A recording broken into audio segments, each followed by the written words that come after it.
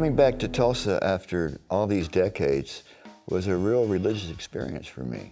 It was just like I remembered it, you know, very soulful. It's not a huge church. I saw some of the other churches as we were driving in, like, was that it? These big, you got a lot of big, tall, steepled churches here. I go, no, it's at the other end of town. And we go over the railroad tracks to this part of town, you know, and it's like, oh yeah, it's funkier. It's big, but it's not like one of them big steeple things. And it was really like a, you know, it's still got a mystical vibe to it. You know, it has some spirituality in it. And the steps are awesome going up, you know, it's like going up to heaven. I still got chills when I walked in it yesterday. It's like this big room and the control room's still where it was. And I can remember Tom and Ben, everybody sitting up in the middle of the room and was having flashbacks of playing in there. We cut some demos. There's one song that ended up on our first record that the track was actually cut in the church, and that's a song called Luna, where Tom was playing on the organ, and it was done in that room. And I could feel that when I went in there and saw that organ. It's like, poo-pa-poo-poo. When I did meet Leon, he was so down to earth, you know. He's just like a musical guru in a way. And he had so much history, and I loved his music. I mean, I used to see his Mad Dogs and Englishmen tour in Florida. They passed through a few times. And I always went to see Leon when he came through. His show was always good. And that band he had, you know, Carl Radel, and all the singers, Claudia Lanier and Rita Coolidge. I mean, it was, and those songs, you know, and he was such a showman, you know, and what a piano player. He had something. I remember telling Ben when we were first in the studio, can you play something like Leon, you know? Leon kind of took Tom under his wing. He advised him on songwriting a little bit and gave him some support, helped him a little bit, get his confidence. But yeah, Leon was one of the best ever, really, right from here in Tulsa. And J.J. Cale, my hero, is right from here, too. You know. Tom and I were in a band in Florida called Mudcrutch. In Gainesville, we would play a lot. And we sent a demo tape out, and Denny Cordell was one of the two people that showed an interest in us. The other one was London Records out in L.A. But Denny called us. We liked him right away because he really understood the songs, and he picked out different lyrics that Tom had written and how he identified with what we were trying to do. We were going to drive out to L.A. and just try to make a go of it, you know. He said, meet me in Tulsa on the way out. And there's a studio there, and I'll meet you there, and we can get to know each other. We'd never been to Tulsa. So we drove up in our truck with our roadie and our dogs and a Benmont station wagon, the blue tires on the way. And we got to Tulsa and met Denny, ate at the little cafe across from the church. It was like, you know, so exciting for us because we were so, our drummer used to say we were like rednecks in space.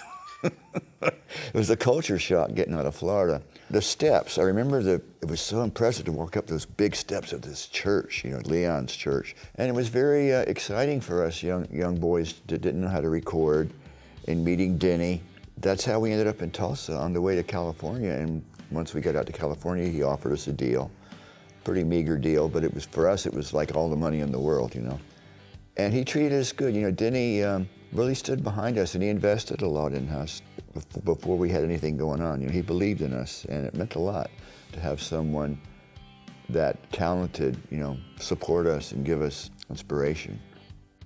But we weren't studio savvy, you know, it was all new to us. You know, we had no idea what we were doing.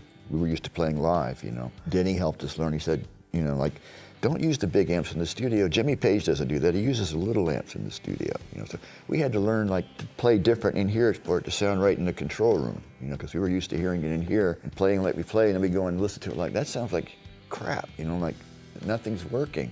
It doesn't sound like it does out there. Well, that's the game. Learn how to play to make it sound good in here.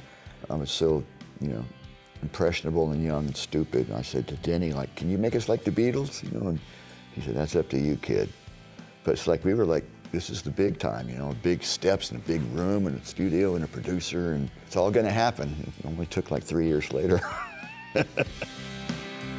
I came back out for a week or two. I think maybe the house that the Mudcrutch was renting, they let that go, and Mudcrutch was fragmenting.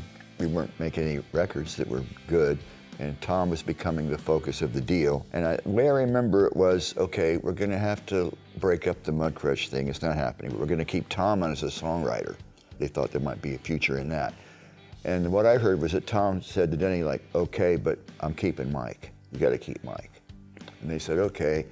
Well, we'll send them to Tulsa for a while until we figure out what to do with them, you know. So I think I came out here and worked a little bit in the studio. There was an engineer named Roger Harris, an English guy, and he had a house, and I kind of crashed at his house for a little while, and then I got back out to LA. But then when I got back, of course, I met my wife, and they gave me a little salary to keep me on. And then Tom and I started getting our partnership together. And but I always liked that Tom stood up for me at that moment, you know. He said, okay, but I'm not letting Mike go. I need Mike, you know. So, you know. Mostly associated Tulsa with Leon Russell musically. It still is kind of a romantic kind of image of, you know, good players. I'd like to bring my band out here for a week or two and cut a record here. It would feel good, too. I think I guess that's really special. Because we've done 3 records with my band now, and it's all been at my home studio. And it might be time to change our environment and get some new energy. This would be a great place to go.